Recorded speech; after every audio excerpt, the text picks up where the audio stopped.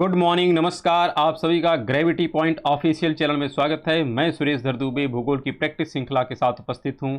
यह प्रैक्टिस श्रृंखला विशेष तौर पर समुद्र विज्ञान के संबंध में जो प्रश्न पूछे गए हैं उसकी चर्चा की जाएगी। चैनल को सब्सक्राइब, लाइक एवं शेयर करने के लिए आप सभी का धन्यवाद। यदि आपने अभी तक चैनल को सब्सक्राइब नहीं किया तो चैनल को सब्सक्राइब करें, लाइक करें एवं प्रमोट करें। इससे प्रत्येक वीडियो का नोटिफिकेशन आप लोगों तक समय समय पर मिलता रहे। और प्रत्येक वीडियो का पीडीएफ मटेरियल भी टेलीग्राम चैनल पर उपलब्ध है, आप उसको वहां से डाउनलोड करें। इसका लिंक नीचे कमेंट बॉक्स में दिया गया है।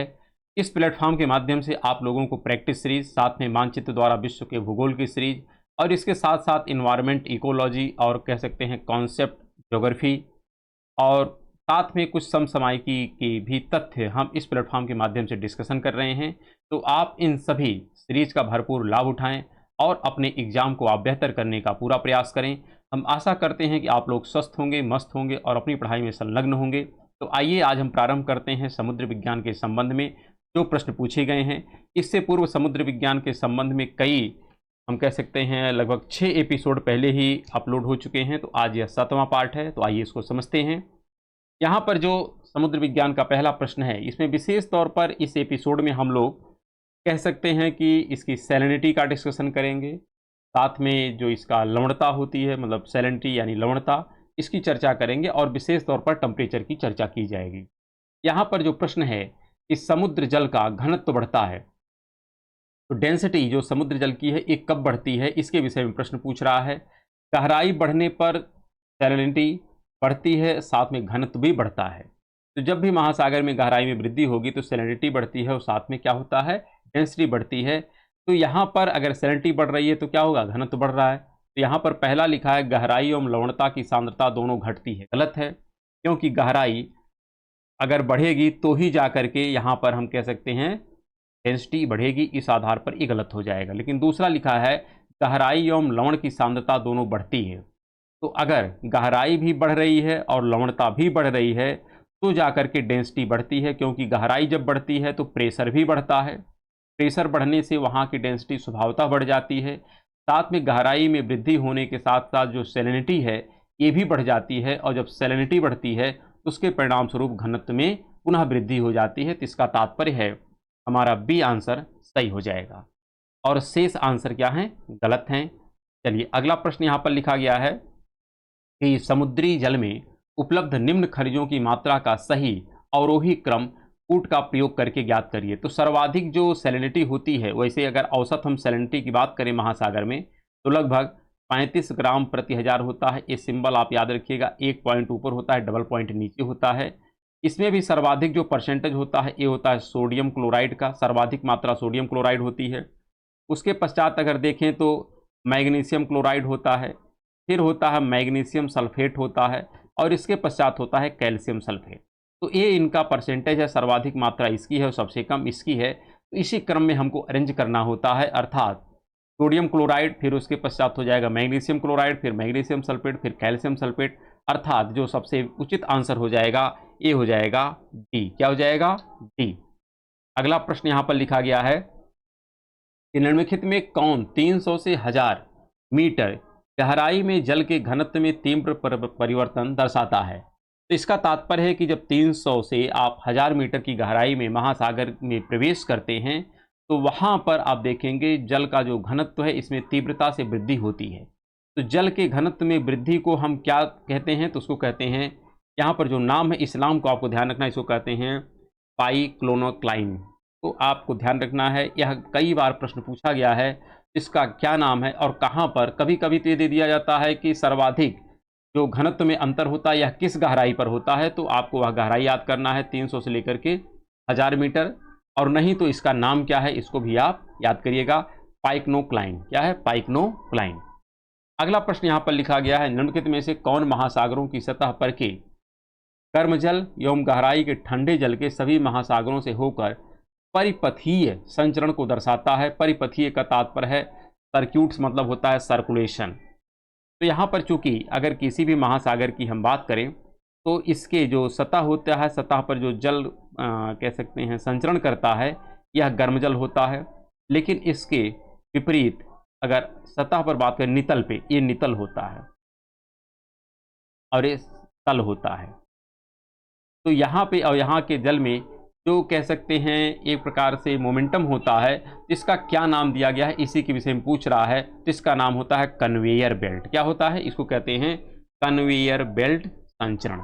चलिए अगला प्रश्न यहाँ पर लिखा गया है, नीचे दो कथन दिए गए हैं, एक को अभिकथन ए अर्थात कथन और कारण पर आधारित प्रश्न है, इसको हमको समझना है। कथन लिखा है कि निम्न अक्षांशों में गहरे शीत क्षेत्र में समुद्री जल जमता नहीं है। इसका क्या तात्पर्य है, पहले ये समझिए। यह निम्न अक्षांश की बात कर रहा है, अर्थात इक्वेटोरियल बेल्ट हो सकता है या ट्रॉपिकल बेल्ट हो सकता है। उष्णकटिबंध जो क्षेत्र है, यहाँ पर जब आप गहराई में प्रवेश करते हैं तो वहाँ पे जो समुद्र का जल है उसके विषय में लिख रहा है कि वह जमता नहीं है।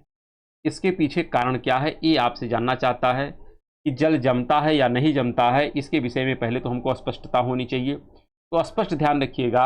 अगर आप सपोज दैट हम इसका एक इमेज बना देते हैं कि जिससे आपको थोड़ी सी और स्पष्टता हो जाए। सपोज दैट ये हमारी पृथ्वी है और यहाँ पर आपको मिलता है यह इक्वेटर, और यहीं पर कोई सपोज दैट कोई सागर है या महासागर है। तो यहाँ पर जब आप गहराई में प्रवेश करते हैं तो यहाँ का जल क्या होता है, ठंडा होता है। ये कह रहा है कि निम्न अक्षांश अर्थात इक्वेटोरियल बेल्ट या उष्णकटिबंधीय क्षेत्र में जब गहराई में प्रवेश करते हैं, अर्थात गहरे शीत क्षेत्र में जब गहराई में प्रवेश करते हैं तो समुद्री जल जमता नहीं है। यह क्या सही है या गलत? तो यह सही है। ठंडा तो है पानी गहराई में प्रवेश करने पर, लेकिन जमता नहीं है। इसके पीछे कारण ये है कि जैसे जैसे हम गहराई में बढ़ते हैं इसकी जो सैलिनिटी है अर्थात जो लवणता है यह बढ़ जाती है, और जब सैलिनिटी बढ़ती है तो जो इसका कह सकते हैं जमाव बिंदु है, जमाव बिंदु और नीचे चला जाता है। इसके परिणाम स्वरूप यहाँ पे गहराई में प्रवेश करने पर जल तो ठंडा होता है लेकिन जमता नहीं है, अर्थात पहला स्टेटमेंट सही है। और कारण लिखा है कि गहरा समुद्री जल अपनी उच्च लवणता के कारण, क्या, अपनी उच्च लवणता के कारण तीव्र दबाव के अंदर नहीं रहता है। तो क्या यह सही है या गलत है, इसके विषय में हमको बताना है। गहरा समुद्री जल अर्थात नीचे जब आप प्रवेश करते हैं तो अपनी उच्च लवणता, क्योंकि नीचे जाएंगे तो सैलिनिटी बढ़ती है, हमने पहले ही कहा, उच्च लवणता के कारण तीव्र दबाव के अंदर नहीं रहता है। भाई स्वाभाविक सी बात है, यहाँ पर यहाँ तक का स्टेटमेंट सही है, यहाँ तक का स्टेटमेंट सही है, लेकिन इसके बाद जो लिखा है कि तीव्र दबाव के अंदर नहीं रहता है, ये गलत है।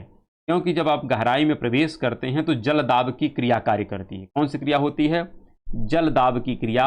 और जल दाब की क्रिया का परिणाम ये होता है कि यहाँ पर प्रेशर बढ़ता है। क्या होता है? प्रेशर बढ़ता है। लेकिन यहाँ पर क्या लिख रहा है कि तीव्र दबाव के कारण अंदर, मतलब तीव्र दबाव के अंदर नहीं रहता है। ऐसा नहीं है, यहाँ पर दबाव क्या होता है? अधिक होता है, अर्थात यह स्टेटमेंट गलत हो गई। इस आधार पर पहला सही है और दूसरा गलत है, अर्थात आंसर होगा सी। अगला प्रश्न यहाँ पर लिखा गया है कि समुद्री जल लवणता में विश्वव्यापी भिन्नता का सही औसत परिसर या रेंज निम्नलिखित में से कौन सा है? वास्तविक अगर देखा जाए जो महासागरों की सैलिनिटी होती है यह कितनी होती है, तो 34 से लेकर के लगभग 37 ग्राम प्रति हजार होती है। कितना होती है? 34 से लेकर के 37 ग्राम प्रति हजार होती है। औसत अगर देखें तो यह 35 ग्राम होती है। कितना होती है? 35 ग्राम प्रति हजार होती है। लेकिन चूंकि एवरेज हमको बताना है तो कहीं पर 34 होती है, कहीं पर 37 होती है। तो इस आधार पर सबसे जो उचित आंसर है, क्योंकि इसके विषय में भी आपको एक बार पुनः हम डिफाइन कर देते हैं, क्योंकि यहाँ से प्रश्न पूछे गए हैं।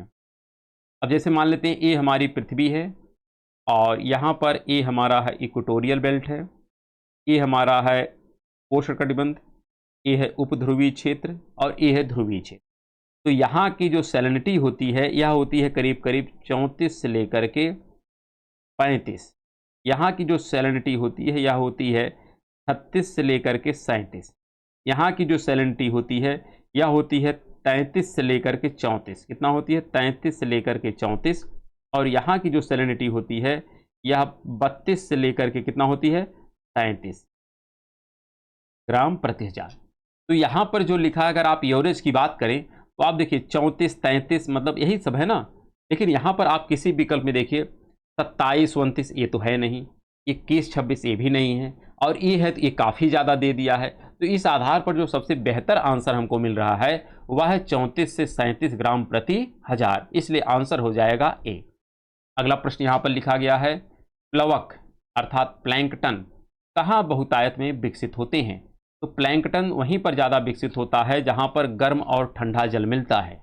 तो जहाँ पर भी गर्म और ठंडे जल का मिलन होता है वहीं पर प्लैंकटन खूब पैदा होते हैं और इस प्रकार की स्थिति मध्य अक्षांशों में देखने को मिलती है। कहाँ मिलती है? मध्य अक्षांशों में, क्योंकि वहाँ का टेम्परेचर ना तो बहुत ज़्यादा होता है ना तो बहुत कम होता है और दूसरे महासागर की धाराएं वहाँ पर आकर के ठंडी और गर्म मिलती हैं, जिसके परिणाम स्वरूप यहाँ पर प्लैंकटन खूब पैदा होते हैं। जैसे आपका न्यू फाउंडलैंड के पास आप देखेंगे। फिर अगर हम प्रशांत की बात करें तो प्रशांत में भी जो एशिया का पूर्वी सेक्शन है वहाँ पर देखने को मिलता है, साइबेरिया वाले के सेक्शन में। तो इस आधार पर कह सकते हैं मध्य अक्षांशीय जो क्षेत्र होता है यह प्लैंकटन के विकास के लिए काफ़ी बेहतर माना जाता है, क्योंकि यहाँ का टेम्परेचर ठंडा और गर्म मिश्रित टाइप का होता है। अगला प्रश्न है, उच्चतम लवणता कहाँ पाई जाती है? उच्चतम जो लवणता है वह अगर देखी जाए तो उत्तरी गोलार्ध में कहाँ पर ये होगी? तो 20 से लेकर के 25 डिग्री नॉर्थ पर होती है। और ऐसा ही क्यों होता है, यहीं पर क्यों होता है, इसके विषय में हम लोग अतीत में भी डिस्कशन कर चुके हैं, लेकिन फिर भी एक बार पुनः बताते हैं। जो इक्वेटोरियल बेल्ट होता है यहाँ पर वर्षा अधिक होती है, साथ में वाष्पीकरण भी अधिक होता है। लेकिन जो उपोष्णकटिबंध क्षेत्र है यहाँ पर वर्षा नहीं होती है लेकिन वाष्पीकरण अधिक होता है और परिणाम होता है कि यहाँ की सैलिनिटी मैक्सिमम हो जाती है। तो दोनों गोलार्धों में जो हमारा कह सकते हैं अयनवर्ती क्षेत्र है, अयनवर्ती कहें या इसी को हम कह सकते हैं कर्क रेखा मकर रेखा, उत्तरी गोलार्ध में होता है कर्क रेखा, दक्षिणी गोलार्ध में होता है मकर रेखा, तो इसी को हम लोग अयनवर्ती क्षेत्र कहते हैं। यहाँ पर वर्षा तो नहीं होती लेकिन वाष्पीकरण अधिक होता है, क्योंकि यह क्षेत्र प्रतिचक्रवात की दशा में आता है, जिसके विषय में हम लोग क्लाइमेटोलॉजी में डिस्कशन किए हैं। तो यहाँ पर कह सकते हैं हम वाष्पीकरण की मात्रा अधिक होने से क्या होता है, यहाँ की सैलिनिटी बढ़ जाती है। इसलिए यह जो बेल्ट है उत्तरी गोलार्ध में यह सामान्यतया इन दिए गए विकल्पों में 20 से लेकर के 25 डिग्री नॉर्थ के बीच होता है और वास्तविक दृष्टिकोण से अगर देखें यह कितने पे होता है, तो यह करीब करीब 30 से लेकर के 35 डिग्री के आसपास यह बेल्ट निर्मित होता है। चलिए अगला प्रश्न यहाँ पर लिखा गया है कि सागरों में अधिकतम लवणता पाई जाती है। लिखा है 20 से 40 डिग्री उत्तरी अक्षांशों के मध्य। क्या यह सही है कि गलत? यह सही है। फिर लिखा है 20 से 40 डिग्री दक्षिणी अक्षांशों के मध्य। ये गलत है, क्योंकि दक्षिणी जो गोलार्ध है, दक्षिणी गोलार्ध में 20 से 40 पे नहीं होता है बल्कि 10 से 30 होता है। ये कितने पर होता है? यह 10 से 30 पर होता है। लेकिन उत्तरी गोलार्ध में यह सामान्यतया 20 से लेकर के 40 डिग्री उत्तरी अक्षांश के मध्य में होता है। और जो तीसरा विकल्प लिखा है कि 50 से लेकर के 60 अक्षांशों के मध्य होता है, ये तो पूरी तरीके से गलत है। भूमध्य रेखा पर अधिक होता है, ये भी गलत है। तो सर्वाधिक बेहतर आंसर आपका ए हो जाएगा। तो इस आधार पर हम अगले प्रश्न पर चलते हैं। लिखा है पृथ्वी पर खारे जल और मृदु जल का अनुपात होता है।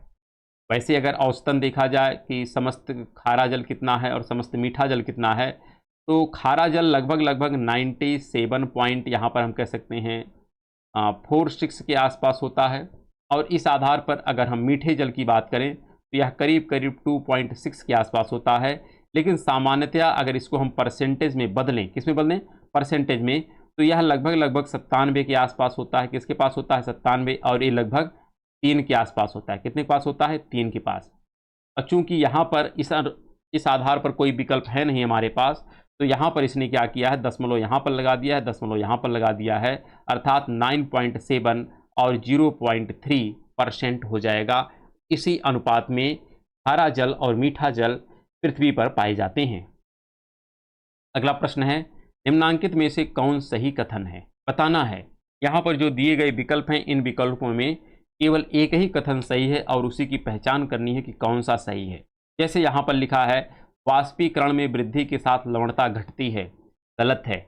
अगर किसी भी पात्र में, मान लेते हैं ये कोई हमारा पात्र है, इस पात्र में जल भरा है और इसमें साल्ट भी है, तो इसमें से अगर आप वाष्पीकरण करेंगे तो जल यहाँ से हट जाएगा और पात्र में साल्ट का परसेंटेज बढ़ने लगेगा। इसका तात्पर्य है वाष्पीकरण से लवणता घटती नहीं है बल्कि बढ़ती है। तो इस आधार पर पहला आंसर गलत है। दूसरा क्या लिख रहा है?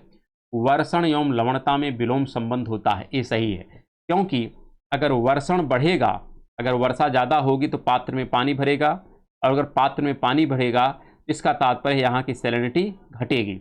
तो वर्षण का सैलिनिटी से कैसा संबंध है? विरोधानुपात है, अर्थात व्युत्क्रमानुपाती संबंध है। और इस आधार पर यही सही है और यह हमारा आंसर हो जाएगा।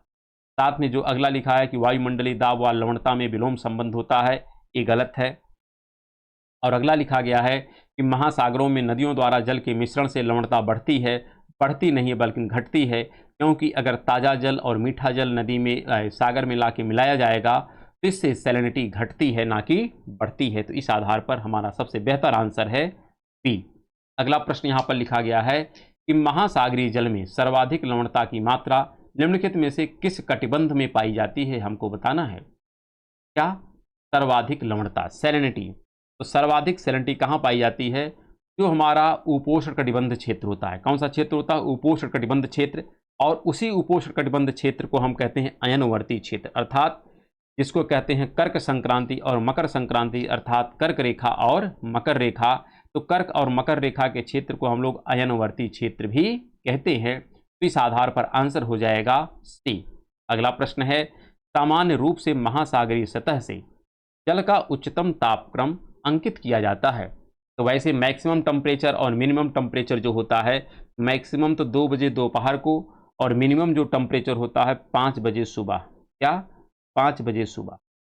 5 बजे सुबह जो है यह न्यूनतम तापमान दर्ज किया जाता है और मैक्सिमम तापमान कब दर्ज किया जाता है? 2 बजे दोपहर में, 2 PM।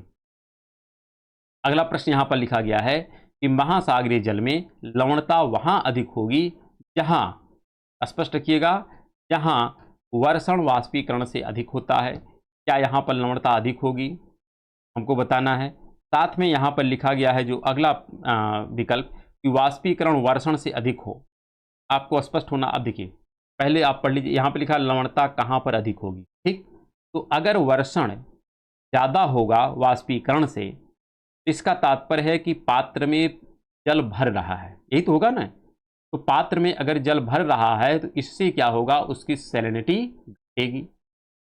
तो यहाँ पर बढ़ने के विषय में पूछा है, इसलिए ये गलत हो जाएगा। फिर लिखा है वाष्पीकरण अगर वर्षण से अधिक होगा तो पात्र से जल धीरे धीरे घटेगा। तो यदि पात्र से जल घटेगा तो पात्र में साल्ट की मात्रा का परसेंटेज बढ़ेगा और इस आधार पर सैलिनिटी बढ़ जाएगी, अर्थात आंसर जो हो जाएगा ये हो जाएगा बी, ठीक। अगर वर्षण और वाष्पीकरण इक्विवेलेंट है तो इससे सैलिनिटी पर कोई अंतर नहीं आता है। तो इस आधार पर जो सबसे बेहतर आंसर है वो क्या हो जाएगा? डी हो जाएगा। अगला जो प्रश्न लिखा गया है, निम्न में से महासागरीय जल में लवणीयता का दूसरा सबसे बड़ा घटक कौन सा है? हमको बताना है महासागरीय जल में लवणीयता का दूसरा सबसे बड़ा घटक कौन सा है, अर्थात जो 35 ग्राम की हम बात कर रहे हैं कि महासागरीय जलों में सामान्यतया सैलिनिटी पाई जाती है, इसमें सर्वाधिक मात्रा होती है सोडियम क्लोराइड की। आप स्पष्ट रखिएगा, किसकी मात्रा सर्वाधिक होती है? Sodium chloride. फिर हमने कहा मैग्नीशियम क्लोराइड, फिर हमने कहा मैग्नीशियम सल्फेट, फिर हमने कहा है कैल्शियम सल्फेट। ये होता है इसमें, चूंकि अब देखिए एक क्लोराइड यहाँ पर भी है, क्लोराइड यहाँ पर भी, तो सर्वाधिक जो मात्रा होती है यह होती है क्लोराइड की। तो क्लोराइड सर्वाधिक मात्रा में पाया जाता है, पहले तो ये स्पष्ट रखिएगा। इसके पश्चात अगर दूसरे नंबर पर हम देखें तो चूंकि यहाँ पर देखिए सोडियम का परसेंटेज ज़्यादा होगा क्योंकि सोडियम अधिक है, दूसरे नंबर पर आता है सोडियम। क्या आता है? सोडियम। फिर आप देखिए सल्फेट यहाँ पर भी है, सल्फेट यहाँ पर है, तो तीसरे नंबर पर आ जाता है सल्फेट आ जाता है। क्या आता है? सल्फेट आ जाता है। उसके पश्चात मैग्नीशियम आ जाता है। कौन आ जाता है? मैग्नीशियम आ जाता है। और उससे कम किसकी मात्रा होती है? तो कैल्शियम की होती है। किसकी होती है? कैल्शियम की। अर्थात अगर हम सभी मटेरियलों में बात करें कि किसका परसेंटेज ज़्यादा है किसका परसेंटेज कम है, तो यह हमको ध्यान रखना है कि किसका ज़्यादा होगा किसका कम होगा। और इस आधार पर क्लोराइड नंबर 1 पर है, सोडियम नंबर 2 पर है। यह पूछा है दूसरे नंबर पर कौन होगा, तो सोडियम होगा। अगला प्रश्न यहाँ पर लिखा गया है, निम्नांकित में से सबसे गर्म सागर कौन सा है? तो सबसे गर्म सागर क्या अरब सागर होगा? क्या नहीं होगा? क्योंकि अरब सागर का संबंध हिंद महासागर से है। यह एक खुला जल तंत्र है और खुला जल तंत्र होगा तो टेम्परेचर उतना ज़्यादा नहीं बढ़ पाएगा जितना बंद तंत्र का बढ़ता है, तो ये तो होगा नहीं। फिर लिखा है लाल सागर, तो लाल सागर आपका कह सकते हैं कर्क रेखा के समीप है, तो यहाँ का टेम्परेचर अधिक होता है, वर्षा होती नहीं है, वाष्पीकरण अधिक होता है, तो यहाँ का टेम्परेचर अधिक है, ये बात तो ठीक है। लेकिन अन्य को भी पढ़ा जाए, बाल्टिक सागर आप कह सकते हैं पोलर रीजन में है। अगर यह पोलर रीजन में है तो यहाँ का टेम्परेचर स्वभावतः कम हो जाएगा, तो ऐसा तो हो नहीं सकता। फिर जापान सागर, जापान सागर भी प्रशांत महासागर से जुड़ा है, अगर प्रशांत से जुड़ा है तो इसका भी टेम्परेचर उतना नहीं बढ़ पाएगा जितना लाल सागर का बढ़ेगा। इस आधार पर सर्वाधिक टेम्परेचर किस सागर का होगा, तो वह होगा लाल सागर, क्योंकि लाल सागर एक बंद तंत्र का पार्ट है। अगला प्रश्न यहां पर है कि महासागरों में सर्वाधिक ऊंचे तापमान रहते हैं, तो आप सोचिए जो जल राशि सबसे बड़ी होगी उसका टेम्परेचर उतना ही कम होगा, और जो जल राशि जितनी छोट होगी या छोटी होगी उसका टेम्परेचर उतना ही ज़्यादा होगा। साथ में अगर अटलांटिक महासागर की हम बात करें तो अटलांटिक महासागर का जो विस्तार है या 66.5 डिग्री साउथ से लेकर के 66.5 डिग्री नॉर्थ तक है, जिसमें इसका अधिकांश भाग हम कहते हैं कि इक्वेटर के पास है, लेकिन इसमें बहुत सारा भाग पोलर क्षेत्र में भी पहुंचता है, इसलिए इसका टेम्परेचर उतना नहीं बढ़ पाता है जितना हिंद महासागर का बढ़ता है, क्योंकि हिंद महासागर का केवल एक ही विस्तार 66.5 डिग्री साउथ तक है और एक विस्तार तो केवल कर्क रेखा तक है। तो इस आधार पर जो सर्वाधिक टेम्परेचर वह हिंद महासागर का होता है, प्रशांत का भी नहीं होगा, क्योंकि प्रशांत का भी विस्तार 66.5 डिग्री नॉर्थ से 66.5 डिग्री साउथ तक है, इसलिए सर्वाधिक टेम्परेचर जो दर्ज किया जाता है वह हिंद महासागर का दर्ज किया जाता है, और आर्कटिक का तो वैसे ही कम होगा क्योंकि यह पोलर रीजन में स्थित है। अगला जो प्रश्न है, जलमंडल के समताप मंडल का प्रारंभ, ध्यान रखिएगा, जलमंडल में जैसे हम वायुमंडल में बात करते हैं कि समताप मंडल, उसी प्रकार जलमंडल में भी एक समताप मंडल होता है, जिसकी सामान्यतया अगर हम गहराई की बात करें कि कहाँ से कहाँ तक समताप मंडल पाया जाता है, जैसे वायुमंडल में होता है ना मध्य मंडल, समताप मंडल जिसको हम कहते हैं, तो मंडल, समताप मंडल, मध्य मंडल, तो उसी प्रकार हमारे जल में भी समताप मंडल होता है।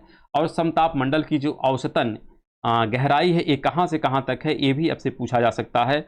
इसकी गहराई लगभग 3200 से लेकर के यहाँ पर 13,100 फीट तक है, फीट है, ध्यान रखिएगा, 3200 से लेकर के 3200 मतलब होता है करीब करीब 1000 मीटर, क्या है 1000 मीटर, तो 1000 मीटर से यह शुरू होता है और लगभग अगर हम बात करें तो यह 4000 मीटर की गहराई तक पहुंचता है। तो यहाँ तक की गहराई को हम क्या कहते हैं, यह समताप मंडल की गहराई कहलाती है किसी भी सागर या महासागर का। यह कौन जानकारी स्पष्ट करता है, तो इसके लिए एक संस्था है जो इसके विषय में हमको जानकारी देती है, इस संस्था का नाम है नोवा। क्या नाम है, नोवा, अर्थात national oceanic and atmospheric administration ने यह आंकड़ा हम लोगों को दिया है और इसी के आधार पर हम लोग इसके विषय में जानकारी स्पष्ट करते हैं। तो यहाँ पर इसकी शुरुआत जो हो जाती है ये हो जाती है 3300 फीट अर्थात 3300 फीट या 1000 मीटर की गहराई से। अगला जो प्रश्न होगा, यह लिखा गया है कि जल के घनत्व में अंतर के कारण भी धाराएं गतिमान हो सकती हैं जब डेंसिटी में डिफरेंस हो। देखिए, जल धाराओं की उत्पत्ति के बहुत से कारण हैं, इसमें प्रचलित पवनों का योगदान होता है, टेम्परेचर का योगदान होता है, साथ में पृथ्वी का अपने अक्ष पर घूर्णन का भी योगदान होता है और डेंसिटी का भी योगदान होता है। तो अगर घनत्व में अंतर के परिणाम स्वरूप जलधाराओं में गति उत्पन्न होती है तो इस प्रकार से जो जलधारा चलती है उसको क्या नाम देते हैं, तो उसको कहते हैं थर्मोक्लाइन धारा। क्या कहते हैं, थर्मोक्लाइन धारा। आंसर हो जाएगा ए।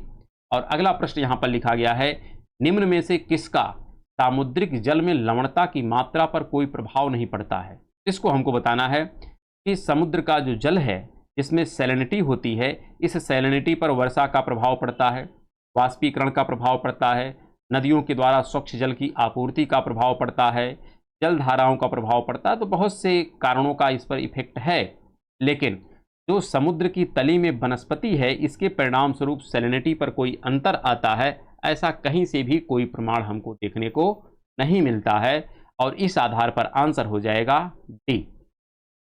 अगला प्रश्न है कि समुद्र का खारापन सर्वाधिक होता है, तो समुद्र सर्वाधिक खारा कहाँ पर होगा, तो भूमध्य रेखा पर तो होता नहीं है, उपोष्णकटिबंधीय क्षेत्र में अर्थात अयनवर्ती क्षेत्रों में होता है, क्योंकि यहाँ पर वर्षा की मात्रा वैसे ही कम होती है क्योंकि यह प्रति चक्रवात की दशा में आता है और दूसरे टेम्परेचर इतना अधिक होता है कि यहाँ से वाष्पीकरण की प्रक्रिया लगातार चलती रहती है और परिणाम होता है कि यहाँ का जो सैलिनिटी है सर्वाधिक देखने को मिलती है। अगला प्रश्न यहाँ पर है, निम्नलिखित में से कौन सा कथन समान तापमान पर, क्या समान तापमान पर महासागरीय जल और वायु के घनत्व में अंतर के बारे में सत्य है। इसका तात्पर्य ये है कि कह रहा है कि अगर हम टेम्परेचर एक बराबर कर देते हैं, मान लेते हैं हमने टेम्परेचर कर दिया 20 डिग्री सेंटीग्रेड, अब 20 डिग्री सेंटीग्रेड में अगर हम वायु का कहें कि डेंसिटी निकालें अपने एटमॉस्फेयर की, तो उसकी तुलना में अगर इसी टेम्परेचर पर हम सागरीय जल की डेंसिटी निकालें तो दोनों में क्या अनुपात है। स्पष्ट रखिएगा, जो महासागरीय जल का घनत्व होता है वह वायु के घनत्व का 800 गुना होता है। कितना होता है? 800 गुना होता है। अर्थात अगर मान लेते हैं कि हमने एकांक आयतन लिया, अर्थात 1 घन मीटर का ये हमारा मान लेते हैं कि दायरा है, और इस 1 घन मीटर में जितनी वायु होगी उसका 800 गुना जल होगा। यह हमको आंकड़ा स्पष्ट तरीके से याद करना है। अगला प्रश्न है कि ऑस्ट्रेलिया का जो पश्चिमी तट है किस कारण से अधिक लवणता सूचित करता है। ऑस्ट्रेलिया का 2 तट है, एक पश्चिमी तट है, एक पूर्वी तट है। पूर्वी तट पर गर्म जलधारा चलती है और पश्चिमी तट पर ठंडी जलधारा चलती है। लेकिन यह पूछ क्या रहा है, किस कारण से लवणता सूचित करता है। लवणता के विषय में बात कर रहा है, अधिक लवणता। तो अधिक लवणता क्या यहाँ पर हम बात करें कि ठंडी जलधारा के कारण अधिक लवणता होती है क्या? नहीं, ऐसा नहीं है। यहाँ पर जो अधिक लवणता का मुख्य कारण है, यह कारण है कि ऑस्ट्रेलिया का जो पार्ट है यह कहाँ पे है? मकर रेखा के समीप है, और मकर रेखा का जो टेम्परेचर होता है अधिक होता है, अर्थात वाष्पीकरण तो होता है लेकिन वर्षा नहीं होती है, जिसके परिणाम स्वरूप यहाँ की सैलिनिटी बढ़ जाती है, अर्थात शुष्क मौसम की स्थिति होती है। तो शुष्क मौसम की स्थिति ठंडी जलधारा के परिणाम स्वरूप भी होता है, और साथ में चूंकि यह क्षेत्र मकर रेखा के समीप है इसलिए प्रति चक्रवात की दशा से यहाँ पे वर्षा की भी प्राप्ति नहीं होती है। आंसर हो जाएगा बी। अगला प्रश्न यहाँ पर लिखा गया है कि जलाशयों में जलाशयों में लवणता में वृद्धि किसमें परिवर्तन के साथ होती है।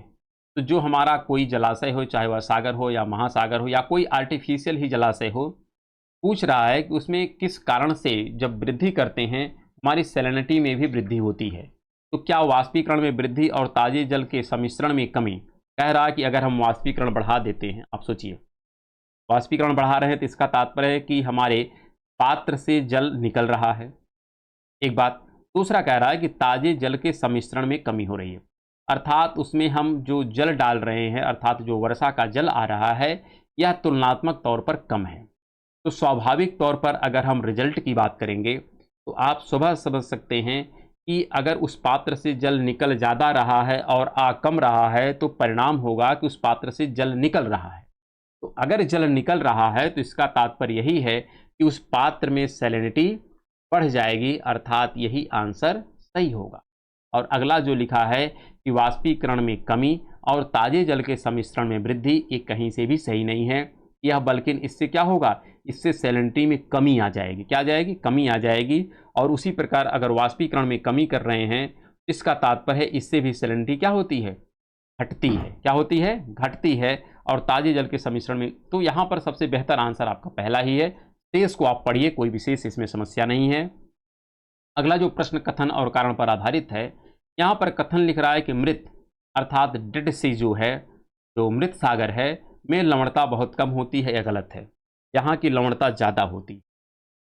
क्यों ज़्यादा होती है उसका देखिए कारण यहाँ पर सही लिखा है। लिखा है कि मृत सागर जो है उष्णकटिबंधीय शुष्क जलवायु क्षेत्र में स्थित है। तो ये तो बात ठीक है, जहाँ वाष्पीकरण अधिक है और अवक्षेपण निम्न है और अपवाह आंतरिक होता है। तो इस कारण से अगर हम देखें तो यहाँ का जो डेड सी है या मृत सागर है इसकी लवणता ज़्यादा होती है। ये उसके कारण जो लिखे गए हैं, एक कारण पूर्णतः सही है लेकिन कथन गलत है, और इस आधार पर जो आंसर हो जाएगा ये हो जाएगा सी, क्योंकि कथन गलत है लेकिन कारण सही है। और अगला प्रश्न यहाँ पर है, लवणता के बारे में निम्नलिखित में से कौन सा कथन सही नहीं है, बताना है। पहला लिखा है कि लवणता सीधे वर्षण से संबंधित है।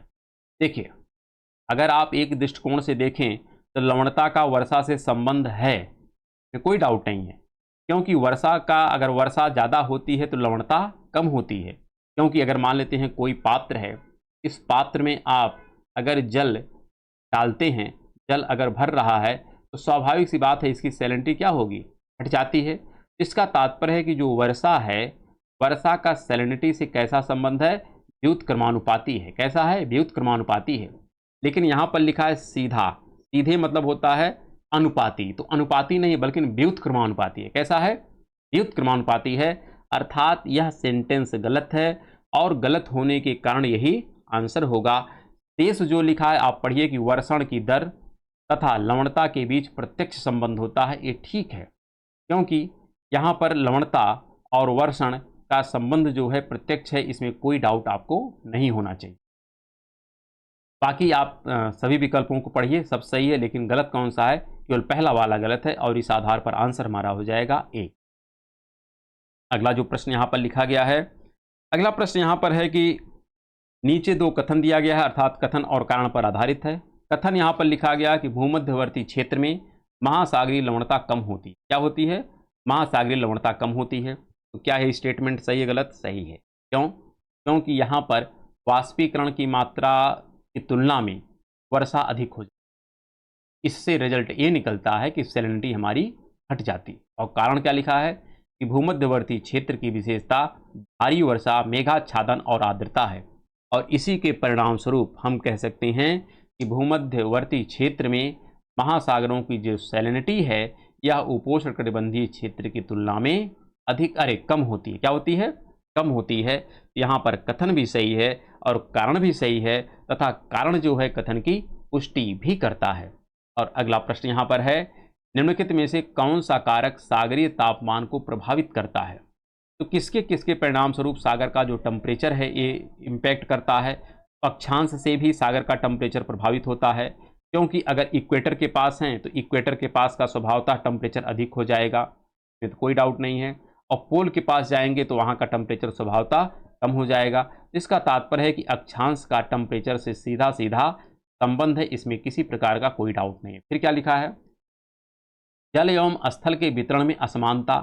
हाँ, उत्तरी गोलार्ध में स्थल भाग अधिक है, इसलिए यहाँ का टेम्परेचर अधिक होता है, और दक्षिणी गोलार्ध में स्थल का भाग कम है, इसलिए टेम्परेचर कम होता है। तो इसका तात्पर्य है जल और स्थल के वितरण के परिणाम स्वरूप भी सागरों के टेम्परेचर में अंतर होता है, इसका भी प्रभाव पड़ता है।